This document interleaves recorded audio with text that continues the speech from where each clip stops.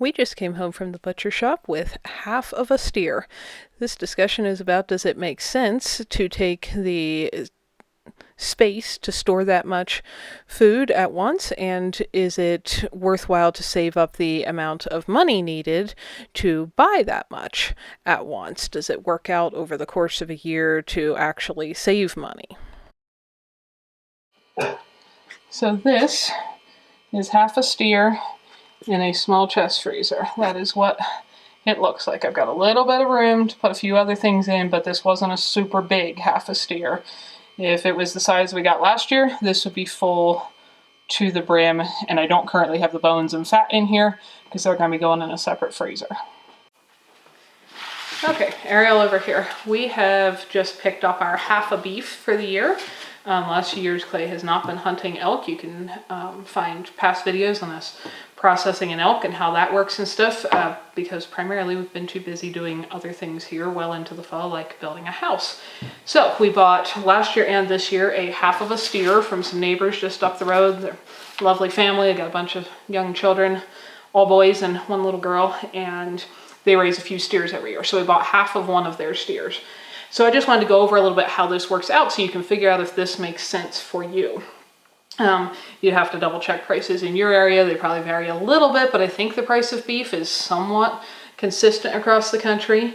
So this definitely makes financial sense for us, especially if you are concerned at all about the quality of the meat. What they're raising is a grass-fed, grass-finished, no hormones, no antibiotics, etc. meat. The cheapest commercially raised, eating corn, not pastured at all, full of antibiotics and hormones and probably pink slime and whatever other lovely stuff goes into ground meat that you get at a grocery store. In our area runs about $5 a pound for the cheapest stuff. So I'm comparing that was my cheapest option I could get, but in much, much lower quality.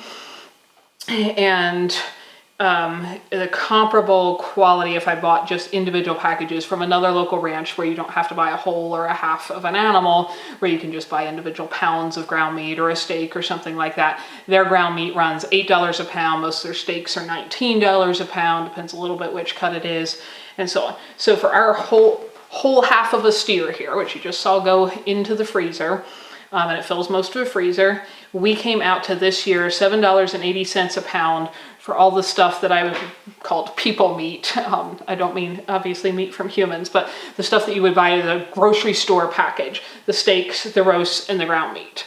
And we also had the option of, how did we want this cut up? There are some roasts I really like chuck roast. There are some roasts I don't like that much, like a bottom round. We'd rather have that just ground into ground beef because I use ground meat for so many things, for making burgers, for making meatloaf and soups and all kinds of things. So some of our least favorite roasts, we had them grind all as ground meat.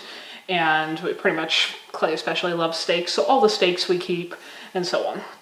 So anyway, all the stuff that would be a cut, you would go to the grocery store and buy, added up to $7.80 a pound.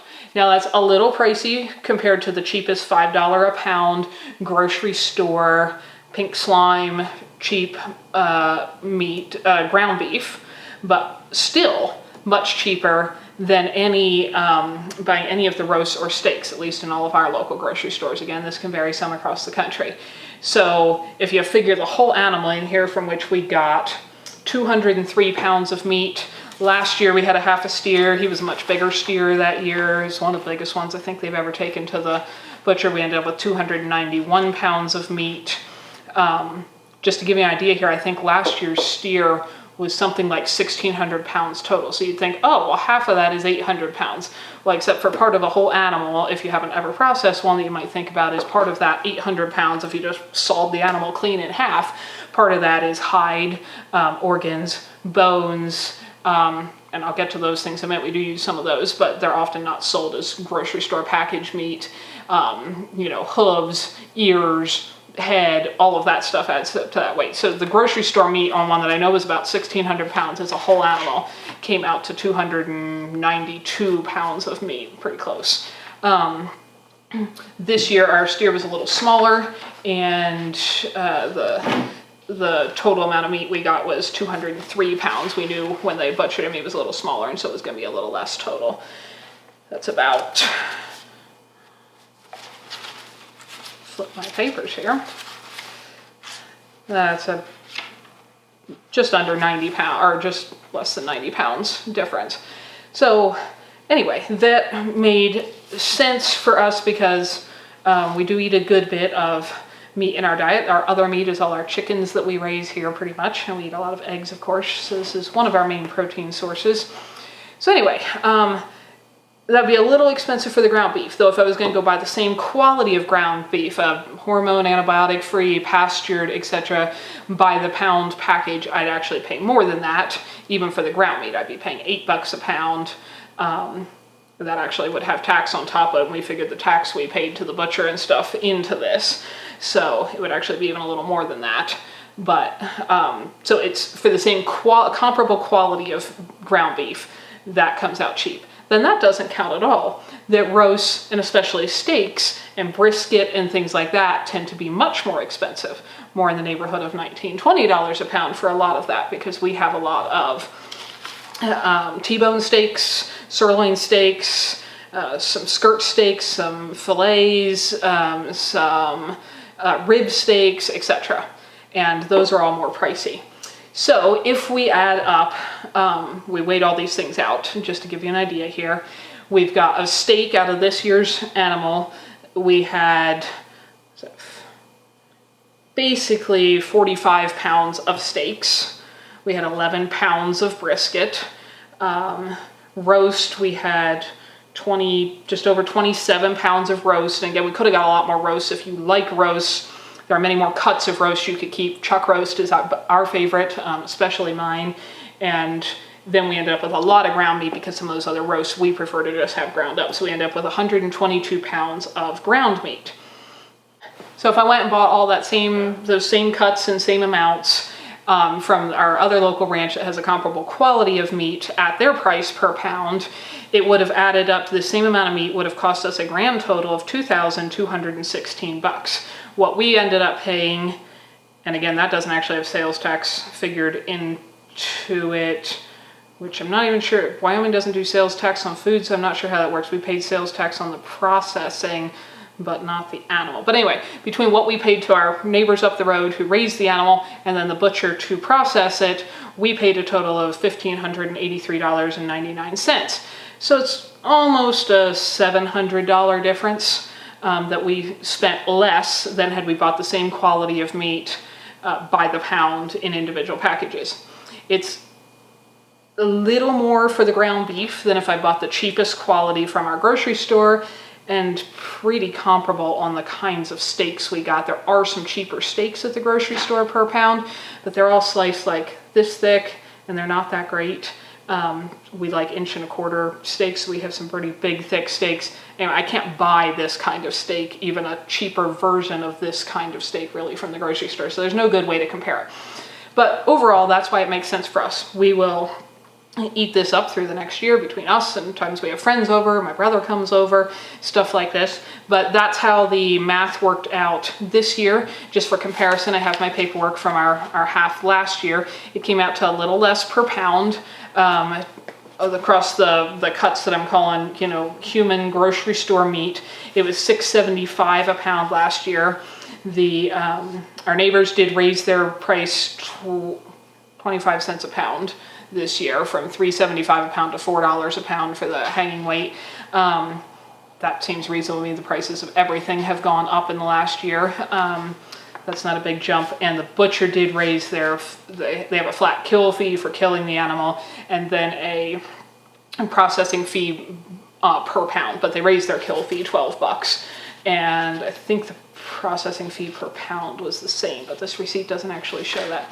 So anyway, it's a little more than last year, but still what I consider very acceptable compared to my other options for purchasing beef. Now, not figured into this price at all is we also got the organs, the heart, the liver, the tongue, the kidney, etc.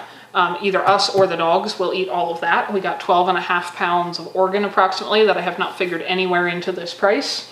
So I'm counting those as free.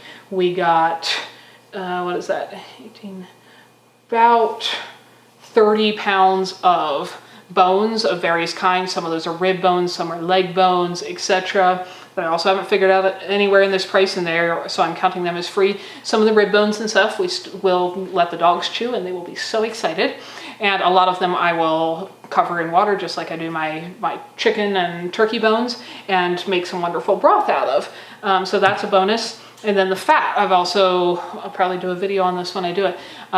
Last year we rendered down all the fat and made tallow, and I've been using beef tallow to cook potatoes and onions and all kinds of stuff like that through the year. And so I've also counted that as being free, since that's not typically something you can buy over the counter at most grocery stores.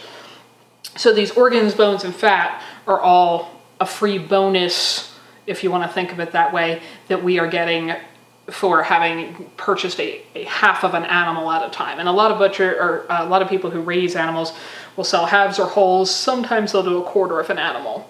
But to give you an idea, if you were coming home with the meat and the bones and the fat and the organs and stuff with half of a steer, we had a kind of small one this year and we had a kind of big one last year, you're going to be coming home with somewhere between 250 and 400 pounds of stuff you've got to put somewhere in a freezer. So that's something to be aware of. Now we have two small chest freezers. The one is pretty much the beef freezer and one is pretty much the chicken freezer. That's just how I keep them organized. But we have two. They're very old, and by very old I mean like 40 to 60 years old, and they run forever. And freezers run pretty efficiently when they're full, which they are now. So the other advantages, in addition to, from my point of view, that I got very high quality meat for a lesser price than I could have bought a similar quality of meat, and I got free organs and bones and fat and broth and tallow as a result of those, which is also wonderful because that's stuff we eat.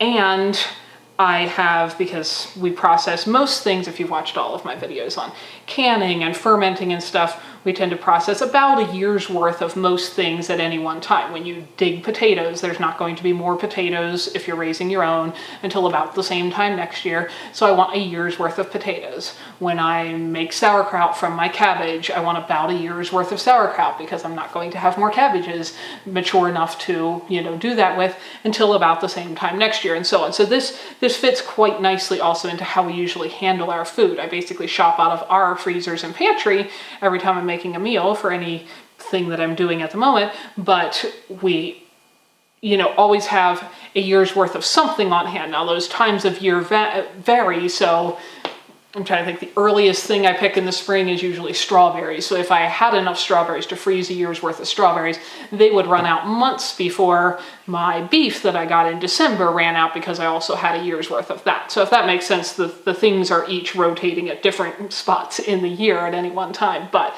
I usually have, anytime I'm collecting, harvesting, purchasing, etc., something I'm trying to have a year's worth so I can work from that store through the next year and use it up. And this is not because they're like storing for a zombie apocalypse or something. This is the way it works. If you are going to get an animal from your neighbors that takes actually 2 years to grow up, but you're not going to get another one for another year. Or like I said, if you're growing potatoes or carrots or something like that, and you get them once a year, you kind of have to store a year's worth of food of each of those things at any one time.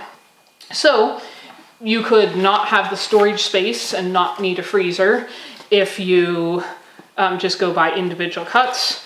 But if you did that, you would spend about, at least in our area with our prices, about $700 more total on the same amount of meat over the course of a year. That's somewhat substantial. It really makes sense for us where our electricity rates are very low. These old chest freezers actually use very little power. A chest freezer tends to be more efficient than an upright freezer, and the freezers I think pretty well count as free after having been running for 40 or 60 years. So it's math that works out well for us in the quality of food that we're pretty passionate about wanting to eat, and especially being able to use all the bones and the fat and all that kind of stuff for food things as well, broth, tallow, so on.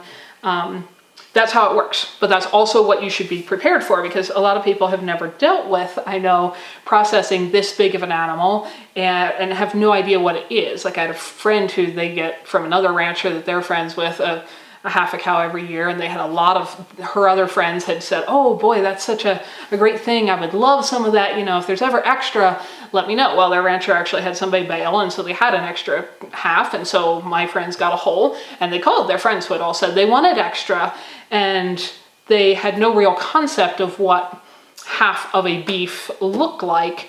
And so they said, oh, I want like 4 pounds of ground meat, or I want a couple steaks, or I want a roast and a little bit of ground beef. They didn't seem to have much of a concept that half of an animal this big, depending how big the individual is going to be somewhere between 250 to 400 pounds. Meaning a full animal is somewhere between 500 to 800 pounds, especially if you're putting in all the, it's a little less of the pure meat, but if you're putting in your freezer somewhere, the bones, the fat, and all of that, that's the amount of stuff you're going to need to have space for. So that's something to be aware of. But if you have the freezer space, and this is the kind of thing my parents always did when we were growing up, often one of my aunts or uncles would raise a couple steers. A few years we did. We mostly kept goats and smaller things, but occasionally we did raise some steers. And this is kind of how the math works out on that, and the weight and the volume and all of that. So hopefully, whether this is something you care about or not, if it's the kind of thing you are interested in, maybe this is helpful to see how the math works out. Again, you can do it compared to your grocery store prices and the quality of meat you can get in your area, and what it would cost you to buy individual packages or cuts of a comparable quality, and is that something you care about? I think the quality of your meat and how animals are handled is something you should care about, but if that is something you care about, what would you otherwise have to spend to get a comparable quality, and figure out if it, and do you have the space to store it? So does it make sense for you? So that's all things to think about, and hopefully if you're trying to consider that and see if it does make sense for you, this will help you make the decision one way or another based on how those factors work out for your life. So that's what happens when we put half of a steer in the freezer for the year. Thank you everyone for watching. It means a lot, and I hope you learned something along the way. If you know somebody else who would enjoy this as well, share it with them.